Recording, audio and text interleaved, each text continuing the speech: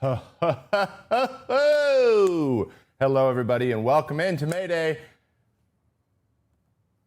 We're back.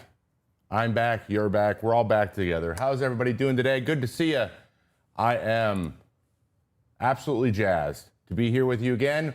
Welcome to Mayday, a jam-packed show for you today. We are going to talk about old school versus new school thinking about baseball, a subject that I touch on from time to time, but I would like to talk about a lot more today.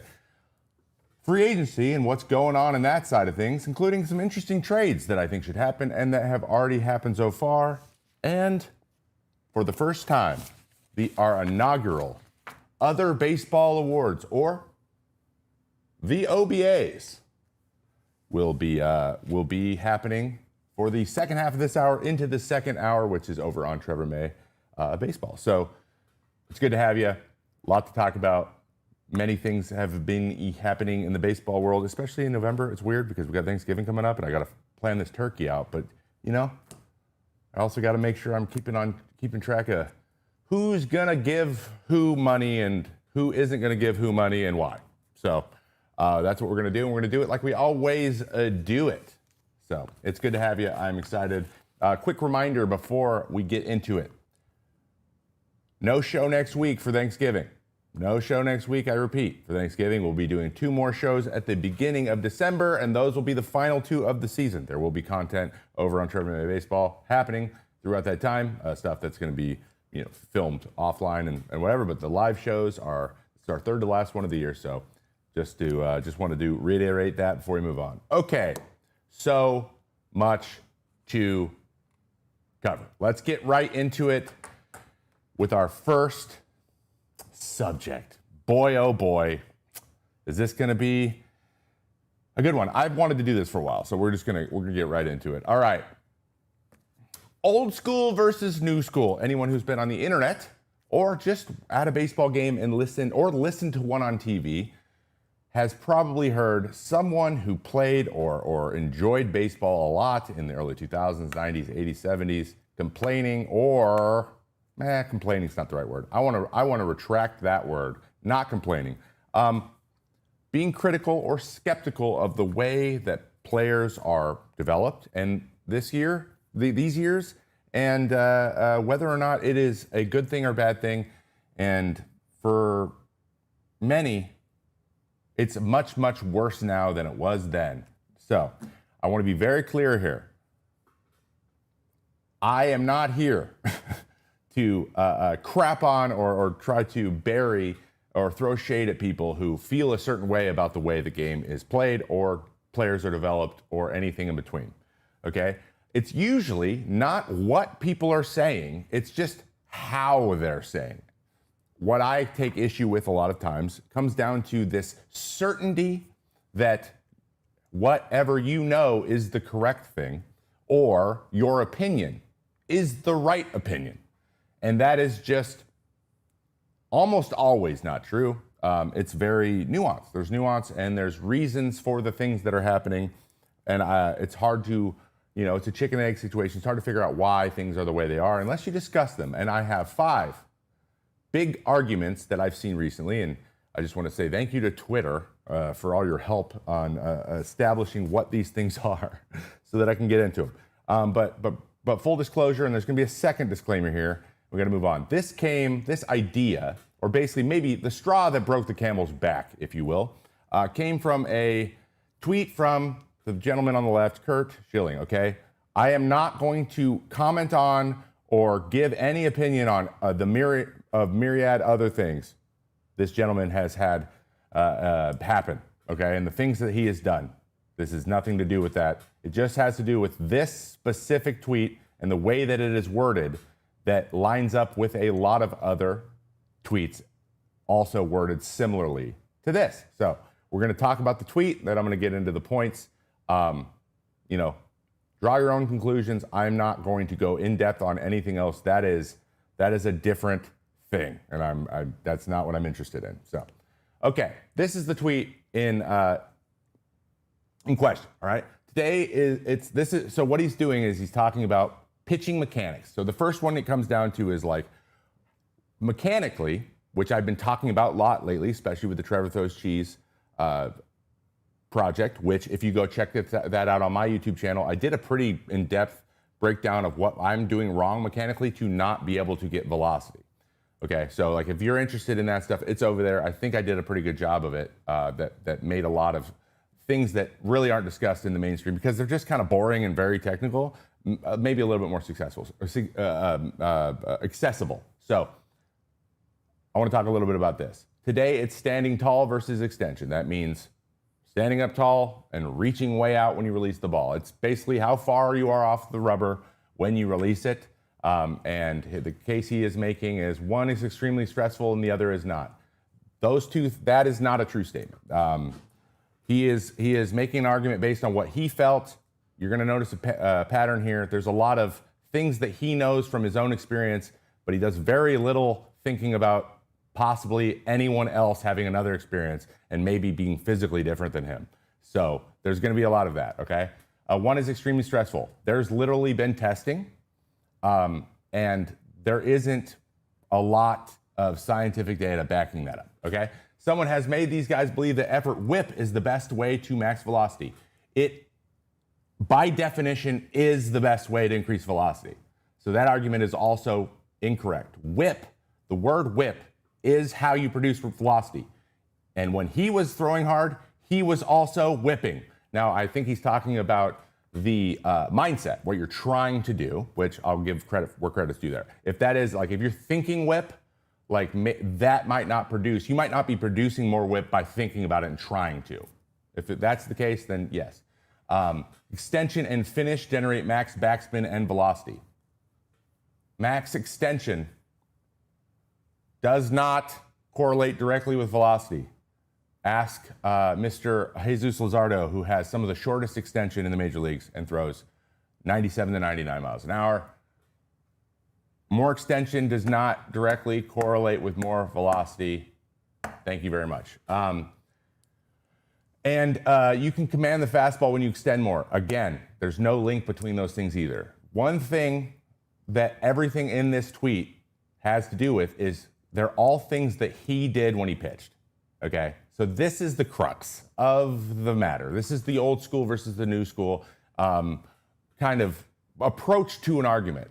If you approach an argument as if there is no argument, that is something I take exception with, and so that's why this is coming up today, okay? The new way is why pitchers no longer command the fastball inside the zone.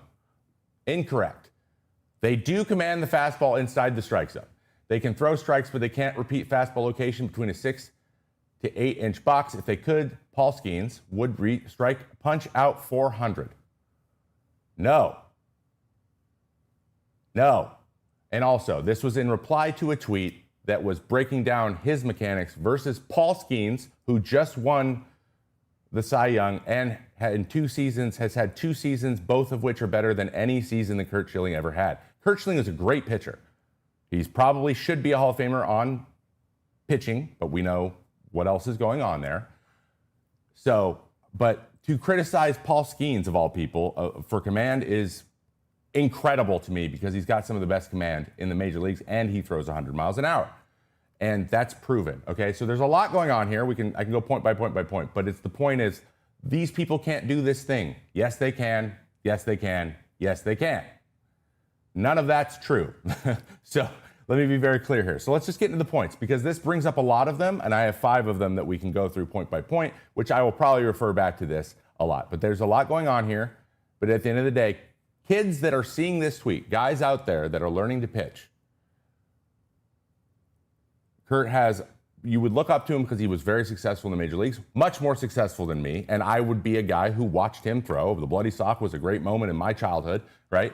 Like I would, if I were 14, I would take all of this as fact, as rules of nature, and they aren't rules of nature.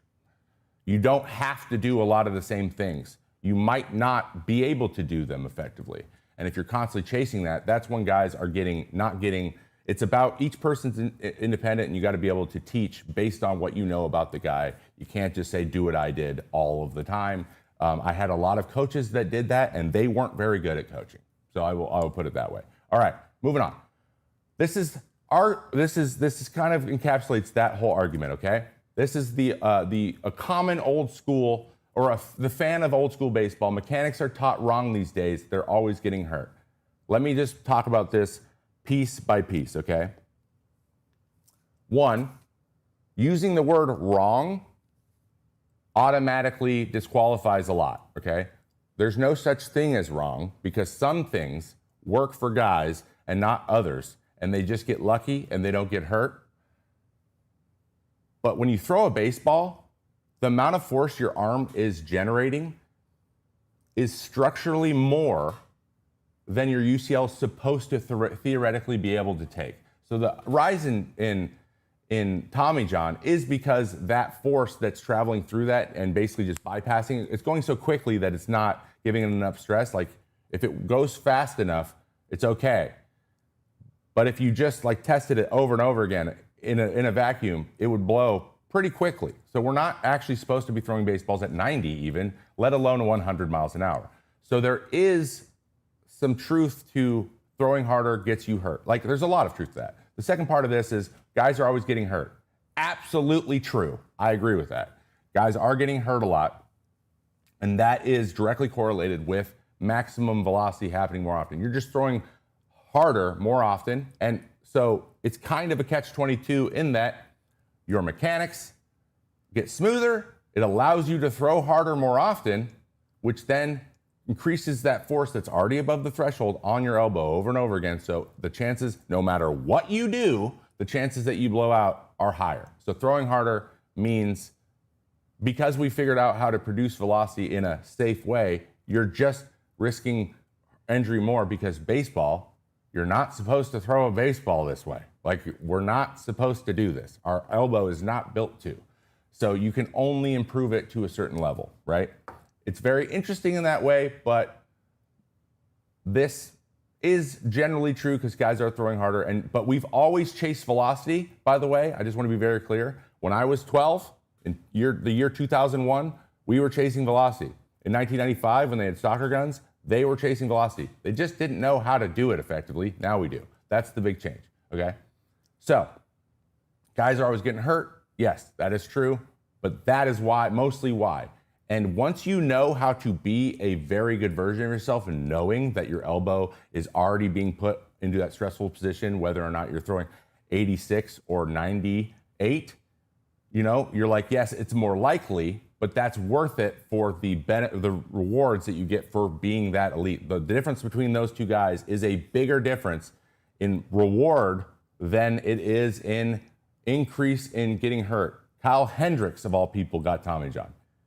He hasn't thrown a 90-mile-an-hour fastball in 10 years, and he got Tommy John surgery.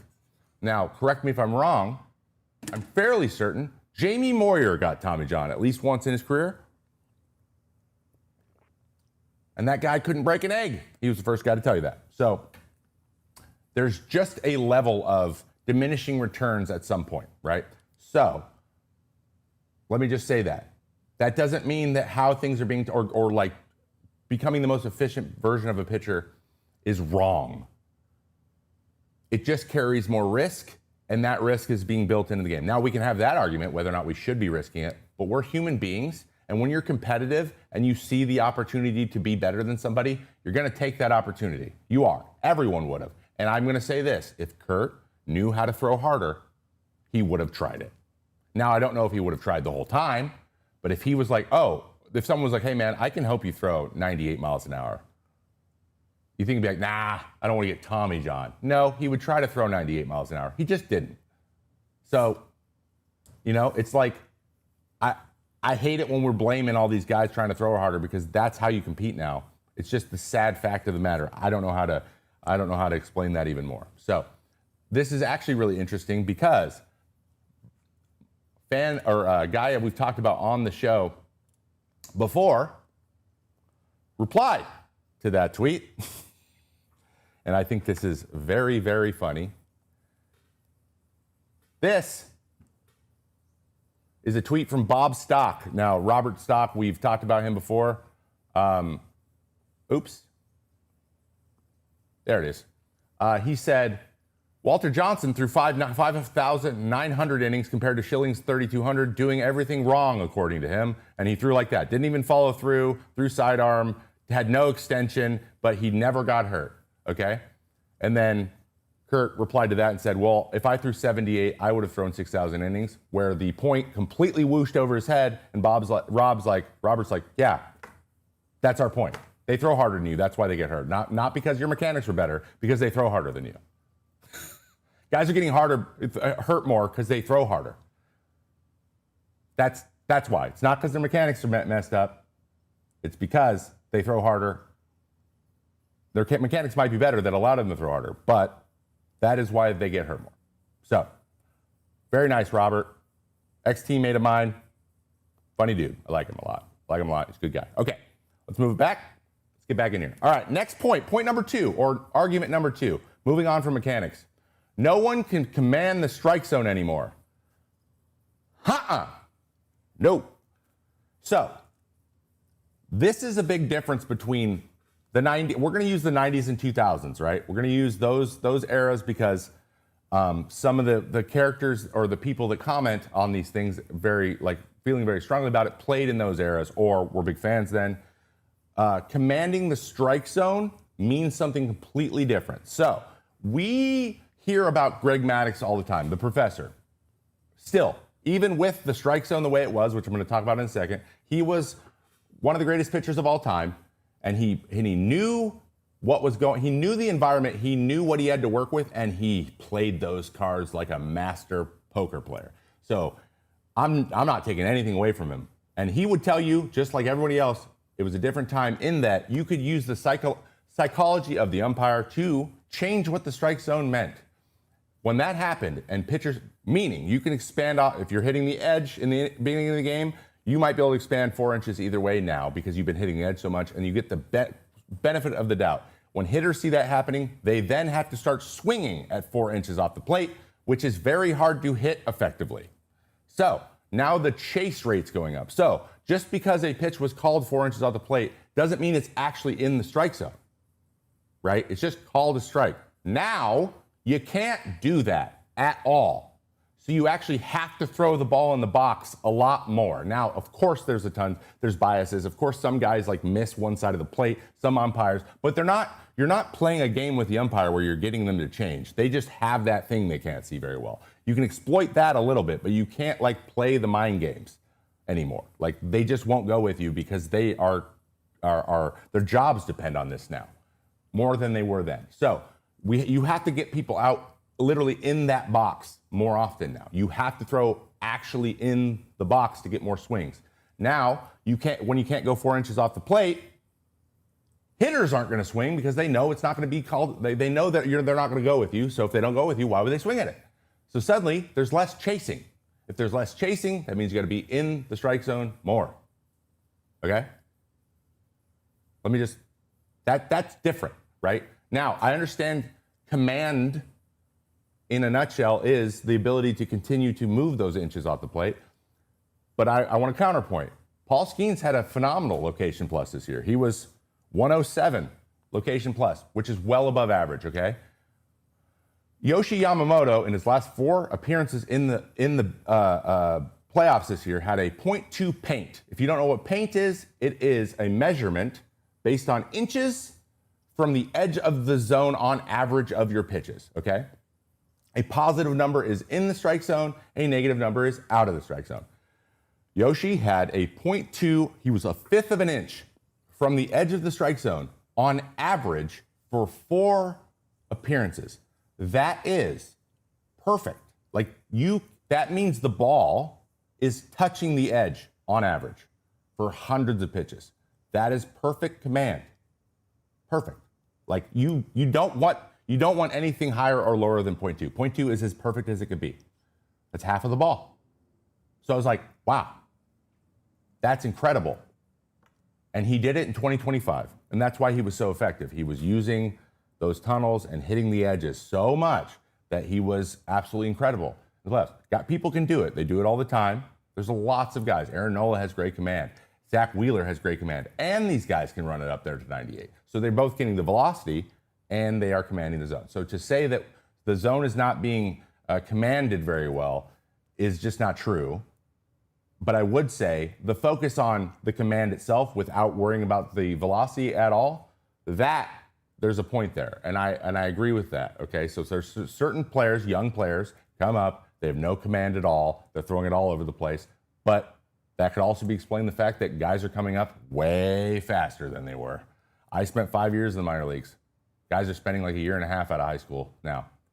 The best ones anyways, guys with the best stuff. So there is a shorter development time, and that's COVID. Everything's affected by COVID, but the COVID season made you have to blow guys through the system. It makes sense. Okay.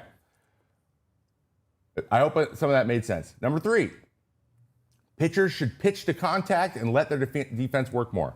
I will say this, as a general theme, that you should be comfortable going to that mindset. Every player should feel comfortable doing that. Like you should be like, okay, I can't get myself out of money situations here, so I need to use my help, right? Obviously, wanting people to hit the ball hard is like odd. But there's a few things that were happening that made this make more sense, okay? The reason this was so easy to commit to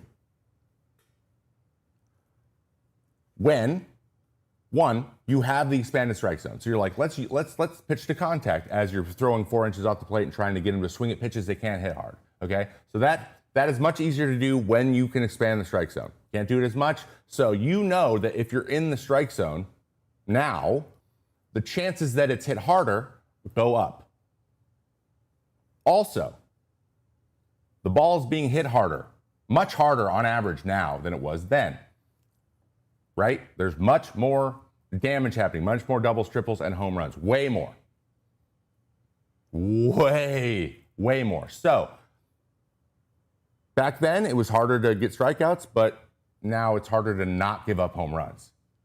So it's a trade-off, just like everything is. It's just the trade-off has changed, and that's why pitching has adjusted to fit into that trade-off, just like hitting has adjusted to fit into the pitcher's trade-off. Like that's, the pitchers engage, the hitters react, so therefore, when the pitchers change, the hitters then change.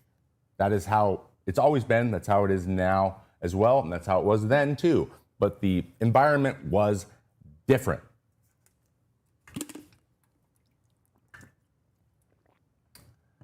Secondly, there were things called punch and judies in every single lineup, okay? So you could count on, there were guys in every lineup that you could be like, I can throw this right down the middle and he's probably gonna hit at most a double. Every lineup had them. 7, 8, 9 hitters were that way. Pitchers were hitting. You had a guy in a lineup that you would be like, you cannot hit a homer off me. That doesn't exist anymore. That's gone. There's no more Gary D. Sarcinas in the league. If you don't know who Gary D. Sarcina is, he used to be one of my first base coach with the Mets. Awesome dude. Love you, Gary. I know you watch the show. He has the most at-bats in his career without being intentionally walked at like 5,000. And he never hit more than 6 homers in a year. If you can't hit more than 6 homers a year and play every single day, you're not going to be in the big leagues very long. Because someone's going to come along that can hit with more power and do more damage and take your job. Like, it's just, they don't want that. Though he never struck out, he also was just not striking out and just hitting ground balls to the infielders all the time. That's not more valuable. Putting the ball in play, but never creating any runs, and you're just standing on first all the time. Like, that's just like walking. That's just not as helpful for winning games as people seem to think it is.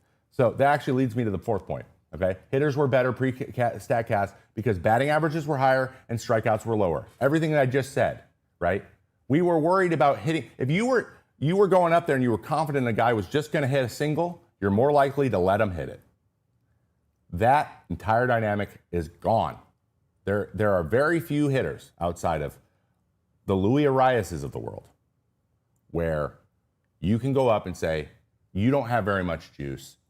I'm not afraid of you having a bunch of juice or you hitting in a bunch of guys. Even when guys in scoring position, you're like, the most that's going to happen right now is going to be 1 run's going to score. And so you make that risk reward decision based on the guy in the plate. And then if the teams that weren't as good had more than one of these guys, two of these guys, three of these guys that just didn't have much pop or the ability to do much damage. And so if you had a nasty pitch, you would just say, hey, man, ground out. I'm good with it. That just isn't part of the game anymore. It just isn't, because everyone can hit the ball out of the park. You want context? In 2019, the homer year, the juice ball year, there was over 6,700 home runs. In 1998, during the home run race between McGwire and Sosa, there were 5,100 homers. There was 1,600 less homers in the steroid era. So, yes, there are more strikeouts. Yes, batting average goes down, but the hits are much more damage. So as a pitcher, you have to avoid damage. And to avoid damage, guys who are going for damage tend to swing and miss more. And so then you go for swing and miss because that's the weakness now. The weakness used to be little slappy stuff, so you would play into that. That's not the weakness anymore. The weakness is swing and miss, so that's being exploited by pitchers. That's why it has changed. Hitters aren't better. Just like the argument that Mickey Mantle could not hit pitching now. Yeah, if you took him from his era, plopped him into a big league game, right away he would be blown away. But give him a month to adjust. If you let these guys make adjustments and figure it out, they are the greatest players of all time. They figured it out then. There's probably a pretty good chance they figured it out.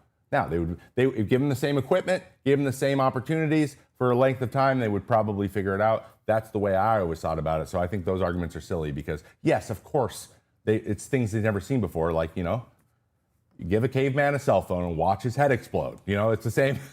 It's the same concepts. So that was a big part of it, and that's why that happens now. It's just different. So a lot of the times, these are based in reality. There were less strikeouts, and there were higher batting averages. That could be better. It could be a better brand of baseball. You could like that type of baseball better, right? You could. I'm so empathetic to the fact that I liked it better when it was that dynamic. But to rail and complain and get mad at analytics people or the nerds or whatever for making it this way, it was just inefficient back then. They didn't know things. Now we know things. And that's how progress works. Sorry it has to happen, but guess what? It always is coming, no matter what you think. So it's not the player's fault. It's not the guy's fault for becoming the way they are and trying to optimize in the way they are, because that's the way the game's played. So it's just about nuance. It's just about, yes, I understand that you like the gameplay, but unfortunately, it's not how it's played anymore. You can't do the things you did back then because of the environment. And then the last one, and I just want to hit this real quick, because I think there's a big part, and this is going to switch the argument a little bit, because I would like to talk a little bit about when old school thinking works better, when it actually is more valuable, in my opinion. The one knee down catching method is making catcher defense worse. Statistically, very little difference. The ability to block the ball for many guys is actually easier that way. This is anecdotes from many a catcher. They're like, I used to squat, my knees feel better, I feel like I can catch more games, and that trade-off is worth it for 3 or 4 less wild pitches in a year. Now, where that actually falls apart is when instead of 162 games, you have a 3-game series and a playoff series. Then it just looks really bad when these things don't go well if you are putting yourself in a position to not play defense as well. But guys are throwing more people out this way. The receiving is better, which affects way more plays than throwing and blocking does. But I understand optics don't look good, and that is a thing. That should matter. So that is valid. And also, in the playoffs, if you get a little bit of an advantage where you can block the ball a little bit better, that might be a good trade-off to make in that situation. The same way that the 3-outcome thing, or being a guy who is so used to juicing the ball that he can't remember how to slap, can't remember how to bunt, can't remember how to hit and run. If you can't remember how to do those things at all, your value in the playoffs goes, the situations in which you are valuable goes way down. And so I would argue that the playoffs and the regular season, the way the game is played, the type of team is seeing success in the playoffs, tends to do more of the old school little fundamental things, like the little not high value to scoring a run, but maybe preventing a little extra run that isn't represented in statistics is more valuable in the postseason, and that's why I would like to see a little bit more of that. But the guys that can do both, the guys that can be one way during the season and then re-implement some of the things during the postseason, maybe do it a little bit in the regular season, then do it more in the postseason. If you're able to do that, if your team's able to do that, you have a better chance of going deep, in my opinion. And I think but I do think there is some basis, but I think it's more important in the postseason than it is in the regular season because, frankly, and I'm going to say it, and I know this is going to sound good, the regular season mostly doesn't matter very much. Game day to day really doesn't. Really doesn't. It's just trying to get you there, and you got to be able to do those things when you get there. So, okay. And that is some of the arguments that I've heard, new school, old school, and I don't blame anyone for liking a different era. That's okay. But many of the things that you want to happen now, that happened back then, are not happening not because guys just don't want to do it. It's because the environment isn't conducive to that bringing you success, whether it's getting a contract, getting an opportunity to get the big leagues. If you're out there just trying to around the zone and get people to chase off the zone, they're just not going to chase as much because the umpire isn't going to create that situation where they need to. Like, that's a real thing. That is different now. You can't just pitch. You can't pitch exactly like Greg Maddux. You have to be a modern version of him, which we're going to talk about in a little bit, which is fine. But I just want that nuance to be acknowledged. Please and thank you. All right, let's move forward.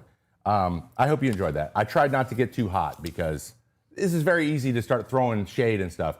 I don't think, these guys are amazing. A lot of them are Hall of Famers. And I did not have close to a career of any of these guys, right? But sometimes when it comes to this stuff, that doesn't matter. I'm speaking from someone who watches baseball games, just like they are watching. We're both watching now. And I am drawing conclusions and making connections that aren't not being made, I don't think, by some certain people sometimes. And that's it. But that said, there's a lot of truth, there's a lot of nuggets, but I want more nuance for the love of Jolly St. Nick. Merry Christmas. Okay, let's move on. Let's get into the news. But before we get into the news, there's a couple guys I want you to hear from. AJ, we're going to do things a little bit differently here. I am wearing the Perfect Jean.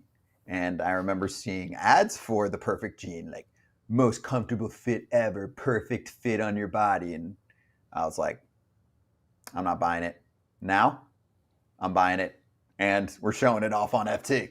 Please get off my desk, first of all, Scott. Second of all, I was with you. I was skeptical about Perfect Jean. And then I got a pair, and the fitting was perfect. And my body's not hard to fit because I got a big old rear and big old legs from years of squatting, and they fit perfectly. They're stretchy, they're comfortable, they're fashionable.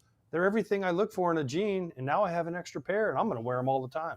FOUL15 is the code at theperfectjean.nyc. FT listeners get 15% off your first order, plus free shipping, free returns, and free exchanges when you use code FOUL15 at checkout. That's 15% off for new customers at theperfectjean.nyc with promo code FOUL15. After your purchase, they'll ask you where you heard about them. Please support the show and tell them Foul Territory sent you.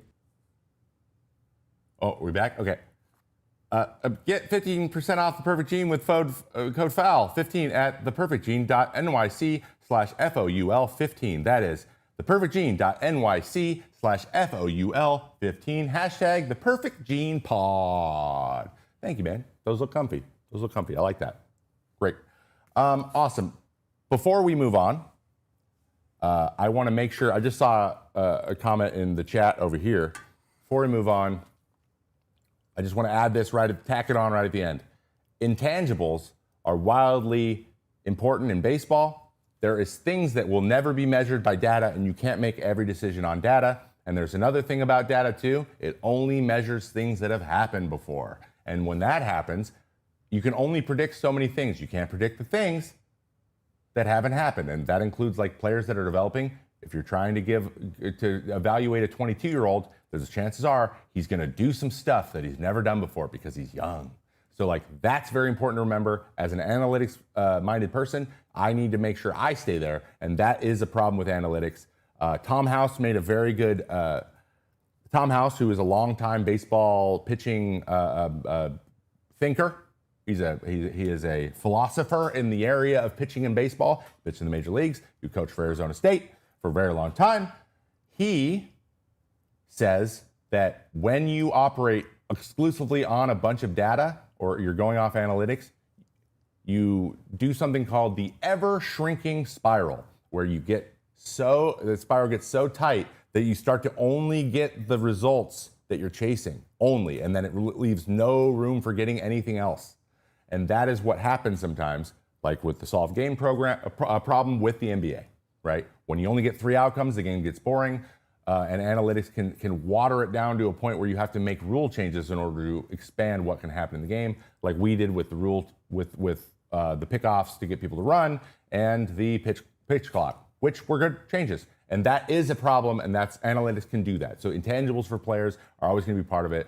If that's considered old school, great, I love it. That needs to be just as valuable as the analytics, but that doesn't mean analytics are worthless either. It's a combination. There's nuance. Thank you. Okay, moving on. Let's get into the news because we are moving kind of behind schedule a little bit here. But I want to talk about some stuff that has happened very recently. Let's talk about free agencies, trades, and everything else. Big blockbuster trade, or the first big trade, I think, of the offseason. Grayson Rodriguez was traded yesterday for Taylor Ward of the Angels, which was eye-opening for a lot of people, to say the least. Now, if you guys remember, Grayson Rodriguez has 2 years of Major League, 3 years of Major League service, 2.5 plus. He is, a stud for the Orioles. They have high hopes for him to be at front of the rotation. He missed all of last year with an elbow injury because everyone gets hurt and he throws hard. It's the way it is. But he's 26 years old. He's got 4 more years of team control. He's a 4.11 ERA with 259 strikeouts in 238 innings. So even when he has pitched, he has been successful. And Taylor Ward's coming off his best season. He's got a 237 batting average, 61 home runs, and 178 RBIs in the last 2 years, 30 home run seasons. We picked him to be the MVP of the Angels last year, and he was. And he has been, he's 25th of 316 hitters in chase rate. So he's like good at not chasing either. So he's been a quality player. But what is the head scratcher about this situation is the Orioles have had a logjam in the outfield, and they just got another outfielder, and they gave up a starting pitcher in which they have very little. So this seems to kind of be a step back, but I feel like you only do something like this if you have a plan in mind, you got someone else you're going for. So this just exacerbates their starting pitching problem. A little bit of a head scratcher, but I think Taylor Ward is going to be successful there. I think he's a quality outfielder. But the Angels got a young, controllable starting pitcher, which is also, I don't know, my head's scratching both sides because this is not a deal either one of these sides usually do, but it happened. I'd love to know what you guys think about this because this is a great one to talk about in the comments. But, Taylor Ward plus Colin Cowser and Tyler O'Neill in the outfield, a healthy Tyler O'Neill, maybe more a bop, maybe more juice. But, where's the starting pitcher going to come from? We'll see, right? We'll see. We still need starting pitching, so you better have some options. And especially with an impending lockout, who knows what's going to happen there. All right, Josh Naylor signs a 5-year, I believe it was 5-year, $92.5 million deal. And the prediction was 9-year $90 or 5-year $90. So nailed that, which I think is awesome. I think this is, if the Mariners just do this and maybe add some platoon options, some veteran options, they still need to address third base or if Gino's not coming back. But I love this. I think he fits in perfectly with this lineup. He fits in perfectly with his clubhouse. He fits in perfectly with this ballpark. He does all the little things well. This is a guy who is maybe not an analytics darling, even though there's a lot of analytics, nice things about him analytically, with his inability to strike out, the way he battles length of ABs is high. He's got some juice. He plays good defense. He's really smart on the base pass, getting a lot of value there. Though it might not be the most eye-popping numbers, perfect. Perfect for the Mariners. I love that for them. He hit .299 with 9 home runs and 33 RBIs and 19 stolen bases and 19 attempts for the Mariners after being traded. And pulled off almost a 300 batting average and a 3.1 WAR for the first time in his career. So congratulations to you, Josh. And we're glad to have you up here. I think that's awesome. All right. So these are the top 25 free agents for this year, in my opinion. Or I should say, our opinion, because it's not just me here at Mayday. Kyle Tucker's number one, obviously, and then Bregman and Bellinger. You can flip them, flop them around. But then we see our first starting pitcher, Framber Valdez. So in my opinion, I want to talk a little bit about the pitchers on this list. We got Framber, we got Cease, who had arguably a down year last year. And then you go down to Ranger Suarez, who's, again, not lighting up the radar gun, but he does have great command, so he's a good one. But that's only 3 in the top 10. So now, like, where are these guys going? Now we know Trent Grisham took the qualifying offer, and we'll talk about that in a moment. But then you got to come all the way down here to Giolito and Bassett. So there's not a ton of starting pitching out here. And Merrill Kelly. I think Merrill Kelly, actually, I would probably slide him back up there a little bit more. But overall, pretty good. And the only reason Schwarber, by the way, is 8 is just because he's a DH. Like, that just limits his teams. So, like, sometimes, like, Kyle Tucker could play for anybody, right? He'll make anybody better. Alex Bregman also would make most people better. And starting pitching, Bichette now is pretty versatile, and he's probably the best, I think, pound for pound, maybe just hitter on this list. So a lot of interesting things happening here. But you notice there's just not a ton of starting pitching here.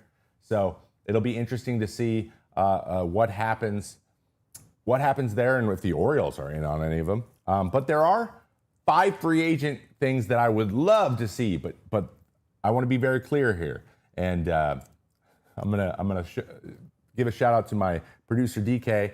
I did kind of throw a curveball on this one a little bit, and I wanted to approach this from let's imagine that small market teams like would actually spend a little bit of money. Like, what teams would they just fit on well who are actually looking for some free agents?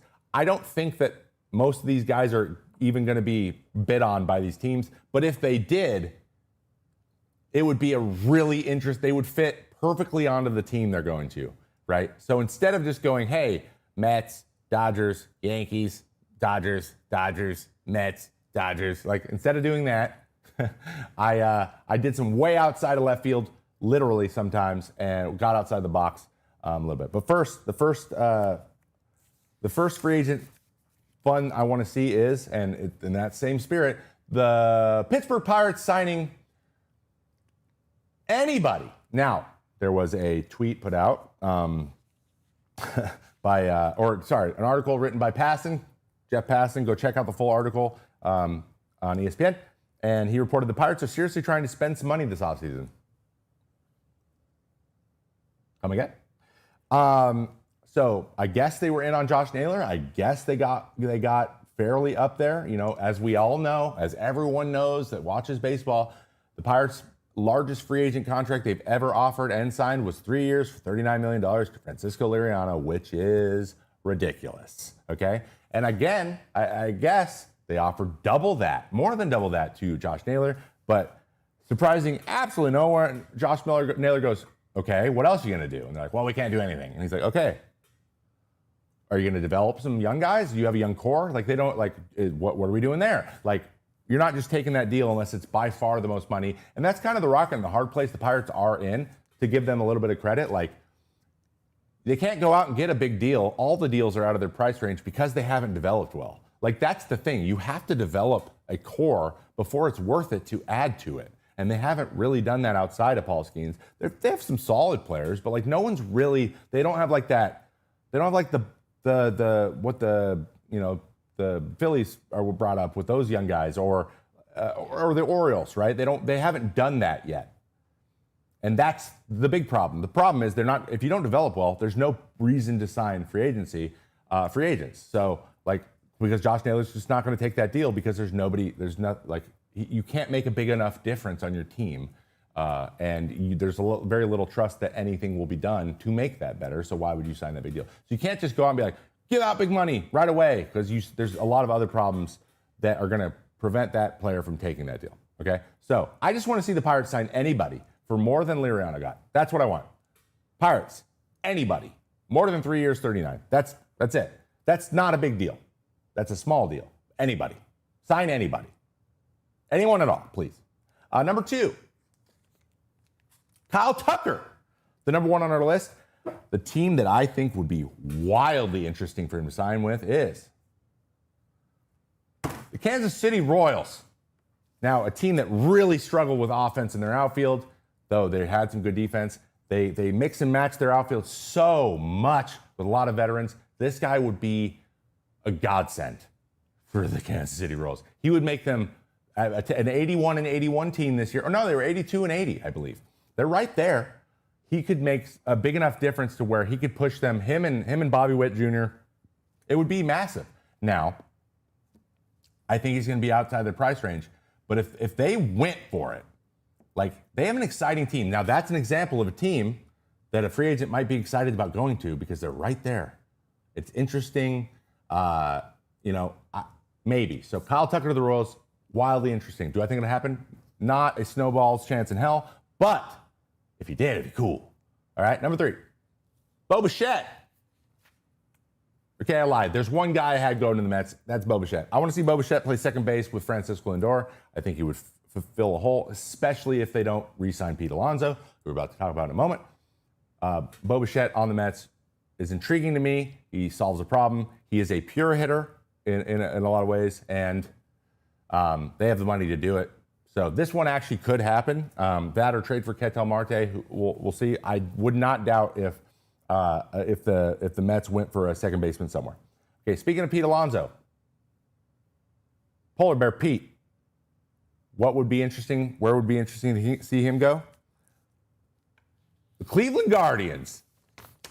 Now, can you imagine Pete Alonso on the Cleveland Guardians with that current bang box of a park now, going to right center, constantly hitting that jet stream, hitting 45 home runs for a team that desperately needs offense every year and desperately needs power. This is one of the best guys at hitting guys in. He had 126 RBIs last year.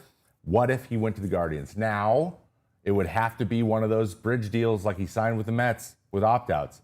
But it's possible. Now, does he want to go to Cleveland? I don't know. But it would be fun to see. All right, and the last one, Cody Bellinger. I have a confession. DK made a case for Dodgers. But I'm going to pick a different team I want him to go back to, and that's the Cubs, because Kyle Tucker's gone now. I think he should go back to the Cubs. I think he likes it there. I think they like him, and I think that team is close. So it'd be cool to see him back in Wrigley. All right, let's talk about some Japanese free agents as well. I'll give you a little bit of the skinny on those guys, because there are 3 pretty big ticket guys coming over and posting this year. All right, let's move forward. We have number 1, Tatsuya Imai. I think I got it. Correct me if I'm wrong. I'm going to do my best to pronounce these correctly. But, linguistics is not my thing. Or semantics, I guess. Is it? Whatever. Okay. So Imai is a pitcher, obviously. 5'7", 27 years old. He went 10-5 with a 1.92 ERA last year with the Seibu Lions. And he struck out 178 and 163 innings. Dominant. Throws really hard, runs it up to 99, has a very, very good sweeper slider thing, and relies heavily on his exploding fastball. Now, I don't know if he has a ton of ride. I don't know if this is a Roki Sasaki type of fastball. It'd be interesting to see. There is a little bit of question marks up there. But as he is Japanese and he is a pitcher, he throws a changeup and a splitter. Can't not throw a splitter, and started incorporating a sinker late in the season. So he's gone from a 2-pitch mix to a 5. But just like Roki and just like many Japanese players come over, they usually have a good fastball and then an out pitch, and then the rest is kind of like to get to those 2 pitches, with the exception of Yamamoto, who very clearly was paid correctly. So, but he is a big ticket pitcher. At 27, he is young. That is a good time to go to free agency. He was extremely valuable or extremely effective last year, and the Athletics' Tim Britton projects Imai will receive an 8-year, $190 million deal. So who does that mean he can go to? There's a few. But it is very interesting to see what his market will be, because everyone can use that kind of starting pitcher. Next up, we have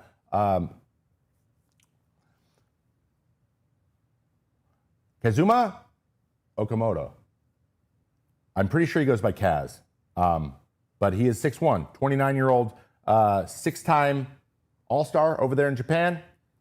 He only played in 69 games in the Central League last season, but he ended the year with an OPS over 1,000 and 15 home runs and fewer than 300 plate appearances. So when he was healthy, he was very good, and people can use him for sure. If you might remember him, or maybe this picture, when he hit the go-ahead home run and the deciding home run against Team USA in the 23 WBC. So very, very, very interesting. That is not him, actually. The next guy is. I got ahead of myself. I'm so sorry. We'll see him this is actually Murakami. This is Munetaka Murakami. He is the third baseman. So this is the third baseman. We'll see the other guy in a minute. My bad.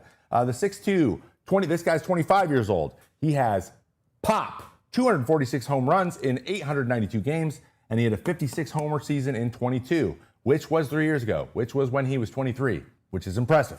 Okay? He had 22 home runs with 47 RBIs this last year, but over 1,000 OPS in a shortened season. Obviously, he also had an injury, but played really well when he was healthy.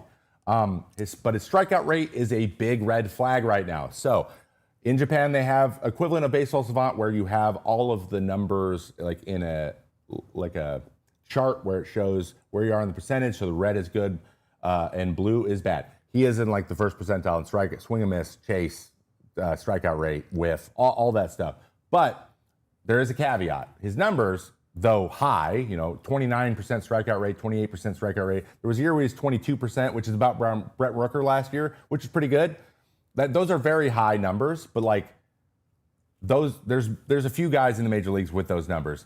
The reason it's concerning is because it's Japan, and in Japan, usually the league average in all of those numbers is lower because it's harped on to put the ball in play and don't strike out as much as swing and miss. So that I think it's kind of amplified by that. Like he's really high for that group, but that group generally is lower than in the United States because of the way that they're approached.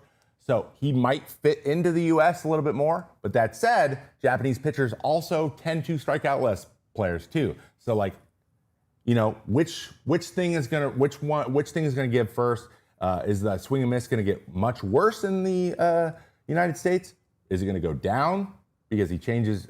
He gets a different approach, or is it gonna stay about the same because those two things offset? It's gonna be interesting to see what happens. Also, this is Okamoto right here. This is him. And that's him running around the bases after he hit that home run.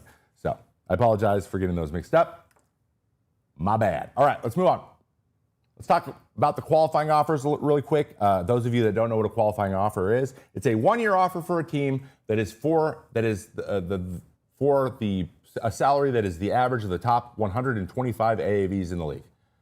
I hope that makes sense. And the reason that happens is a player gets the offer. If you accept it, great, you get a one-year deal at that number. If you reject it, you go into free agency just like normal, and that team gets the opportunity to get a supplemental pick in the next draft. So when lots of teams throw lots of them out, they're like, if we get the guy, great, we want you still, and we'll pay you 1 year. We don't want to sign you long-term, so we can handle that. But if you reject it, we would love the pick too. Sometimes they actually want the pick a little bit more than they want the guy, and the guy takes it, which is awkward sometimes. Rare, but it happens. Actually, it's rare that anyone usually takes it. 14 guys have taken, of 144, have taken them since it's existed. That's about 10% rate. This year, 4 of the 13 did, which is really interesting. So the 4 guys who took it, Brandon Woodruff, I think that was smart. He's been hurt a lot. Though he is very good, he's like, you want to guarantee the money you can get. Shotei Minaga, that's interesting too. But again, that's if you don't think there's going to be a lot out there for you, take the $22 million. Gleyber Torres, that one's a little bit weird because I think second baseman I think he could get something good. Trent Grisham with the Yankees, I think everyone thought he wasn't going to take that because he had a literally career platform year, but he decided that he wants to take it. Now, there are more guys taking it now than ever before. Why do we think that is? It's because of the lockout, guys. The impending lockout is scary. And basically, if you are a guy who's like, hey, I'm getting the qualifying offer, and out there in the market, I'll probably get like a 4-year, 55 or 60 million, right? So qualifying offer, higher AAV, is 22 million. If your AAV would be 15 if you sign that deal. If you believe that there's very likely to lose a season to a lockout or lose a lot of money there, you're going to take the guaranteed money and then test it out again, right? you're like, I'll take the extra $7 million on the front end because I might miss a year in there. That is probably a big reason this stuff's happening. It's going to be very interesting to see how free agency contracts shake out with that in mind. But just something to think about. That's probably factoring in. That's probably why we saw more qualifying offers taken this year. 9 players who declined the qualifying offer. Kyle Schwarber, duh. If you're a guy who's obviously going to go, just throw him the qualifying offer because you just get a free pick. So that's what most of this is. Schwarber is gone. Tucker's gone. Ranger Suarez is gone. Framber Valdez is gone. Bichette was going to go. Dylan Cease was going to go. Edwin Diaz, a little bit interesting because he had to opt out before they gave him the qualifying offer. So if he didn't opt out, they're good. But they're like, oh, since he opted out, that means he wants to leave. So let's give him a qualifying offer, get a free pick. Zach Gallen, he was going to go, and Michael King was going to go. Like, all those guys should be testing the free agent market because they could get longer than just a handful of years. So that all makes sense to me. There's a couple, like Gleyber Torres is a little bit interesting, so is Trent Grisham, but I can't fault him either, okay? So that's qualifying offer. That's what we have going here. Brandon Woodruff, there he is. Okay, let's talk about some potential trades before we move on to hour 2 here, and we will get into the OBAs over on our channel. Okay, on the other channel. Let's talk about some interesting trades that could happen that we saw could go from certain teams, and maybe there's something there. All right, let's quickly hit them. Let's talk first about the Cardinals. We don't talk about the Cardinals a lot on this channel, but we're going to talk about some guys that could possibly be trade chips for this year, okay? Sonny Gray, Nolan Arenado. We'll see if Nolan's on the table. There's a very weird thing going on where we don't know how valuable he is. Lars Nootbaar could be very interesting to some other teams. And I think probably the big prize would be Brendan Donovan. I think Brendan Donovan would be a very good player for anyone. He's got great utility. He hits. He's a professional player. He does everything well. I think he's just completely overlooked as one of the better players, one of the guys you got to worry about in that lineup and on that team. And Kyle Bloom is about to take over. So we'll see how he wheels and deals with these guys. But those guys are probably all on the block. One interesting thing for the Brewers, next up, Freddie Peralta. Now, I know he is their ace, and I want them to keep him. I don't want him to go anywhere. But at the same time, if you're looking to get a little bit more, now's the time to get a little bit more. So it's a 3-for-1, 2-for-1 deal. Sometimes you got to take that deal if it presents itself. That said, I like that they have their ace. I think they would rather not trade their ace, but with Brandon Woodruff taking the qualifying offer, it might even be more likely. I don't think it's super likely, but it's interesting. It's interesting. And they have a history of trading their best players a little bit before free agency. So I don't know, to avoid the pain, maybe, with like what they did with Corbin Burns and Devin Williams, et cetera, and Josh Hader, et cetera, et cetera, et cetera. Marlins, don't forget Sandy Alcantara. He's out there, and Edward Cabrera. Those two guys were our big prizes. Past Cy Young, he's a full year off. Tommy John, I think this guy's going to bring in a haul for them, and I think that if the opportunity presents itself, he's going, and I think he should, and I think it's better for him too. I think it's better for everyone involved. Sandy Alcantara should probably be on another team, so we'll see. The Twins.